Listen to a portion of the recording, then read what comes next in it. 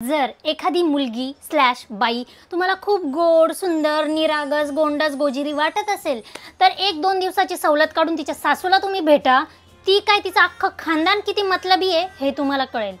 10-12 तासाचा वेळ तुमच्याजवळ असेल तर तुम्ही तिच्या जावयाला पण भेटू शकतात. दोघीही एकाच नावेचे प्रवासी असल्या, काही बाबतीत समदुःखी असल्या तरी पण 10-12 तास त्या एकमेकींबद्दल बोलू शकतात की बाई ही किती चालू आहे, ही किती चॅप्टर आहे, ही किती सासू सासऱ्यांच्या पुढे पुढे करते मुद्दामून वगैरे वगैरे वगैरे. तिच्या नणंद किंवा भाऊजाईकडून पण तुम्हाला बरंचसं मटेरियल मिळू शकतं. पण हे नणंद आणि भाऊजाया काय करतात माहिती आहे का, तिच्याबद्दल वाईट बोलण्यापेक्षा स्वतःची बढाई ते जास्त मारतात की बाई मी तर माझ्या नंदेला अशी करते, मी तर माझ्या भाऊजाईला अशी करते, मी तर माझ्या सासू सासऱ्यांचं तसं करते आणि ही असं करते. मग सगळी मजा डायल्यूट होते. असं आहे. त्यानंतर ती बाई तुम्हाला खूप सुंदर, छान कशी दिसते नेहमी असं वाटत असेल तर तिच्या शेजारणीला विचारा की सकाळी उठल्यावर ती कशी भुतड्यासारखी दिसते, दिवसभर तिचा घरामध्ये काय अवतार असतो आणि घरातल्यांवर ती किती ओरडत असते. असं आहे.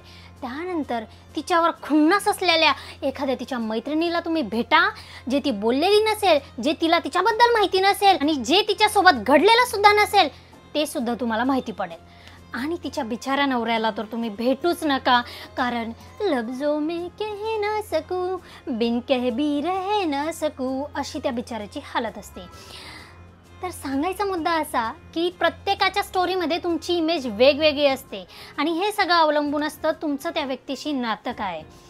जर तुमचं नातं चढाओढीचं, जेलसीचं, एकमेकांशी तुलना करण्याचं असेल तर कधीही एकमेकांच्या स्टोरीमध्ये ह्या दोघीही व्यक्ती चांगल्या नसतातच आणि नसूच शकतात.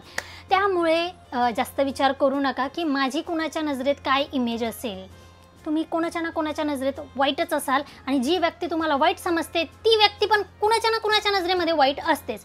इसके वास्ते जास्त सोचने का नहीं, खाने का, पीने का, पूजा पाठ करने का, पेड़ पौधा लगाने का, अपने परिवार के साथ घूमने का, फिरने का, सो जाने का, बस.